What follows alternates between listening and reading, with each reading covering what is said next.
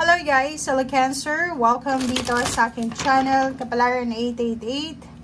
Welcome Cancer. Alamin natin kung anong messages, vibration, gabay energy para sa lahat ng Cancer. Ito ay new moon energy check natin. Ano ba yung messages na pwedeng makatulong sa inyo, Cancer, ngayong February onwards na dala ng February 9 new moon. Okay, sorry. Cancer, honor your feelings. Okay, ganyan natin.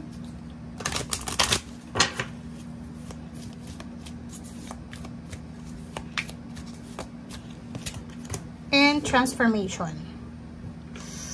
Okay, guys. Cancer.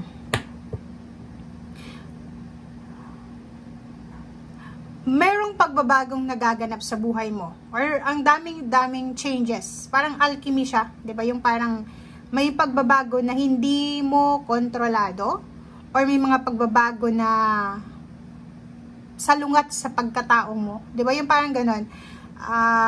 Naranasan mo na ba 'yon or nararanasan mo ba siya sa ngayon na halimbawa may mga changes sa buhay natin pero ayaw nating tanggapin, parang ganoon. So, first quarter mo din Pisces, honor your feelings. If, for example, may mga nagbabago sa buhay mo, like trabaho, sa environment, sa relationship, kung hindi ka masaya, ipakita mo. Iparamdam mo na, ay hindi ako masaya dito sa pagbabago. Trabaho, ganun din. For example, sa trabaho, meron kayong pag-uusap, may meeting, and biglang may binago sa kontrata or may binago sa plano. Honor your feelings kung hindi ka komportable. Diba? Like, sabihin sa'yo na, alam mo, ganito, ganyan. Hindi ako komportable. So, isabi mo or ibigay mo din yung opinion mo. Kasi importante yung ma-voice out natin kung ano yung nararamdaman natin. Relationship, ganun din eh. Diba? Sinasabi ng baraha dito na, wag lang puro yes, yes, yes. Marunong din dapat tayo mag-say no sa relationship. Marunong din tayong ipaglaban ko ano yung nararamdaman natin kasi mahirap yung nakikipag-relationship ka na sunod-sunuran ka lang kasi end of the day mahihirapan ka eh kasi pag ganun walang balance yun eh yun and yang crush yun eh diba? So kailangan balance eh. Kailangan din na iparamdam mo sa kanila kung anong nararamdaman mo and kailangan mo din na ramdamin, aware ka din dapat sa nararamdaman nila. Okay, next is etong transformation na to. So, yun. If, for example, na hindi mo gusto yung pagbabago na to, let go.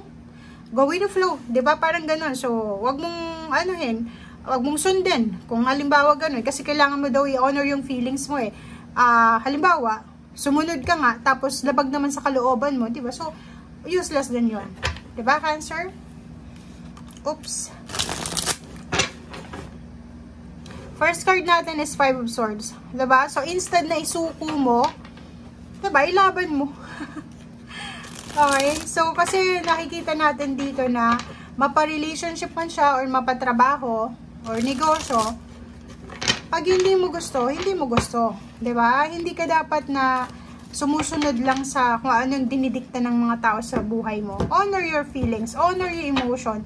Honor your thoughts. Napaka-importante yon. Kasi pag hindi mo ino-honor yung sarili mo, lagi na lang ibang tao, hindi ka na yan. Diba? Iba na. Okay. So, Five of Swords, Two of Wands. So, yun. Nakikita natin dito na may iba sa inyo dito na confused kayo. Nakikita ko sir dito na parang feeling mo walang choices. Parang feeling mo, lahat ng pinagpipilian or lahat ng pagpipilian ay hindi papabor sa'yo.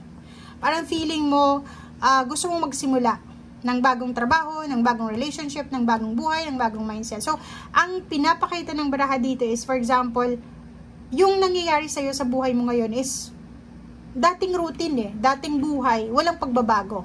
And may pagbabago dito na sinasabi, pero hindi mo gusto.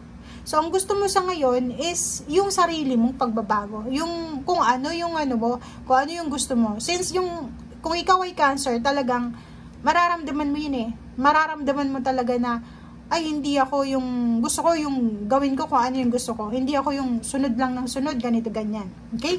So, itong The Empress card, sinasabi ng baraha sa'yo na ano man itong mga bagong ideas mo, fertile thoughts, fertile new beginnings, gawin mo, di ba? Walang dapat na i-consider dyan, ha? Pwedeng i-consider mo din yung nararamdaman ng ibang tao, pero kung etong gagawin mong decision making or etong gusto mo, wala ka namang matatapakan na tao, di go, diba? Hindi naman to yung kailangan yung decision making mo is depende sa kung ano yung sinabi ng asawa mo, kung ano yung sinabi ng kapatid mo. Kailangan, kung ano yung gusto mo, yun ang sundin mo. Kung ano yung nararamdaman mo, yun ang ramdamin mo, diba? Like for example, masaya ka ngayon, okay?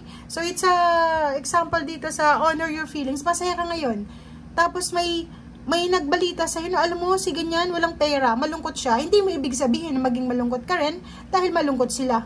Kasi it's your feelings eh. And their feelings din, iba din eh. 'Di ba? Kailangan mo magsaya. If malungkot ka naman ngayon, tapos, halimbawa, yung kapitbahay mo, may sineselebrate sila, hindi ka din pwedeng maging masaya kasi malungkot ka. 'Di ba? So, wag mong pilitin. Honor your feelings. Show the world kung ano yung nararamdaman mo. Para, ano lang yun, simple lang, balance eh. Hindi ka mahirapan, hindi rin sila mahirapan. Okay. So, next is Six of Wands, diba? Victory, success, Hermit, Chariot, Queen of Wheels. Ang ganda. Kasi sinasabi sa'yo dito, Cancer, na etong decision making na ginagawa mo, or gusto mong gawin, plano mo pa lang, siya yung magdadala sa'yo ng victory and success. Siguro sa ngayon pinagtatawanan ka, kasi mali yung options mo, mali yung decision mo, or sa paningin ng mga tao, paningin lang nila yun eh. Paningin nila, mali ka eh, mali ka Cancer, mali ka, ganito, ganyan, magkakamali ka, sigurado yan, parang ganun yung sinasabi sir, pero hindi sila yung nakakaalam ng destiny mo eh. Kung makikita mo dito, sinasabi ng Six of Wands na, may victory, may success dito sa naiisip mo. May pagpapala, may biyaya. 'Di ba? So, kung makikita mo dito, Chariot, may improvement, money, may parating na pera. So, ano yung kailangan mong gawin ngayon? Eto, the Hermit, 'di ba? Isipin mo, alin mas importante? Yung kaligayahan mo? Di ba pag nakakapag-decide tayo ng mga bagay-bagay na galing mismo sa atin, masaya tayo. Masira man yon, mag-fail ka man, pero at least, parang sinasabi mo sa sarili mo, eh, ako yon, decision ko yon. Pero once na nag-decide ka na kagustuhan ng ibang tao, kahit relationship mo, masama yung loob mo eh, kasi hindi ikaw yun eh. Parang iisipin mo, hindi ako yun, siya yun, parang ganun. So dito sinasabi ng baraha, kung ano yung gusto mo ditong pagbabago, kung ano yung new beginning, sundin mo siya. Kasi siya yung magdadala sa'yo ng Six of Wands, victory and success, progress, travel, malaking halagang pera, savings, and peace and harmony. Okay? Thank you guys. Bye!